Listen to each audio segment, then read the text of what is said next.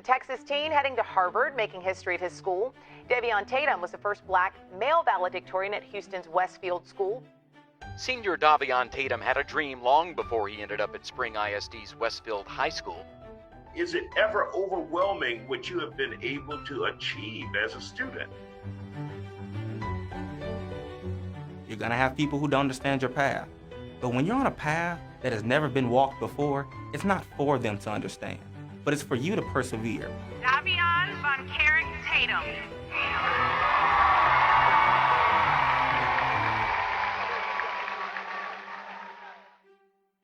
I went to Thompson Elementary School, then Clyde Middle School, and then Westfield High School. I was kind of exploring different things that I like to do, and I was really, really young, and I was like, wait, I really like math. So I went in, and I was like, okay, Mom, I want an algebra book, just to explore and learn what I like to do and what I didn't like to do, but also challenge myself. And I've had that idea, I guess you can say, about challenging yourself, pushing yourself, even in space that you are not necessarily comfortable in. That book was originally written in 8th grade to address some of the concerns that I had as it pertained to stereotypes, stigmas, social injustices that I was witnessing, and not only to address them, but to give tangible action items to rectify them through inspiration, through motivation, through compassion. Sometimes that book is a reminder to even myself, and it's so important to know, wait, I can do whatever I set my mind to. My success is not limited by what people say it is. There is no glass ceiling here. I wasn't upset when I was looking. It's okay, we did the total, 7. My counselor will tell you this, because she was my counselor all 4 years, Miss Siobhan Brown. She'll tell you I was in her office every single day. Every day. What's my GPA? What my class is looking like? What's my rank? And they said, if you keep doing this, you may be Westfield's first black male valedictorian. And I was like, oh snap, all right, let's focus, let's lock in. I remember there was a concern I had about affording college, and I was very blessed and very fortunate that my story resonated with enough people that said, hey, we want to help fund your journey to college, we want to help fund you.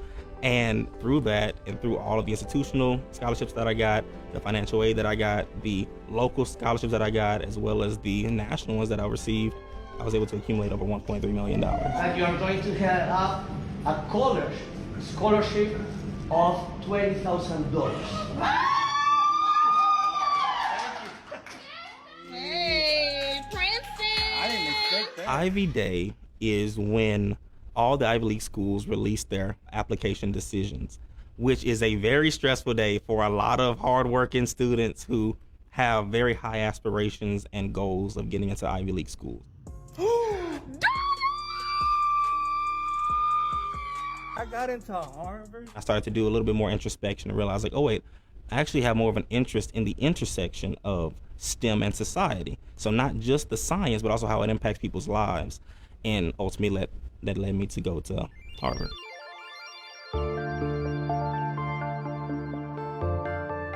Everybody is just regular folks, regular people. You may sometimes see Harvard as this unattainable thing. And I know there's a saying that says the H is much bigger, farther away. You realize the difference is exposure and opportunity. And I want people to know that those opportunities are there. It's present, it's possible to do those things. So my biggest takeaway from going to Harvard, moments like that, even when it comes to the 10-hour study days, those days were draining and exhausting, but also they reminded me, like, I can do this though. I can. I'm gonna put that work in, I'm gonna do it. If I see someone else that does it, I know it's possible. And I feel like a lot of times the face of possibility is what's the most important thing to display.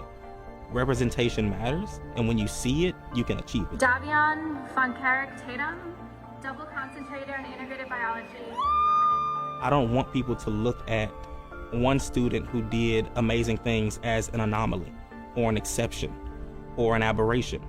I want you to see it as the standard, as the possibility, as something you know can be achieved by every student you look at that walks through these halls, every student you look at that is in your class, that could be a next Harvard student. Oh my goodness.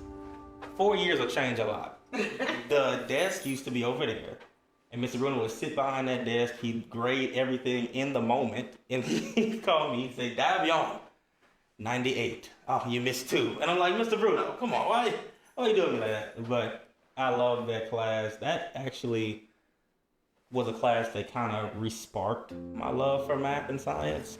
Bringing back so many memories. Stop. So I am now on the board of directors of the Spring Education Foundation. I was the youngest person elected to the board of directors, which I'm so honored to be part of the organization, but also part of the work and movement that they're trying to do and the new work they're trying to implement going into this next school year. Ideally, what I'm focusing on is mentorship programs, but also community engagement. Bringing the resources of Harvard back to my community, bringing the mentorship programs of Harvard back to my community. I've seen what it looks like to have a mentorship program that builds lifelong relationships and connections that people can rely on, that students can lean on, mentors they can depend on. I'm so honored to be invited back to the school district that raised me. I always say Houston born, but SpringISD raised. The reason that I keep getting up and keep doing what I'm doing is because I told myself, I challenged myself. Same way I challenged myself in first grade with that algebra book. I will no longer be deterred by all the problems that I see happening around me. I'm going to be determined to fix them.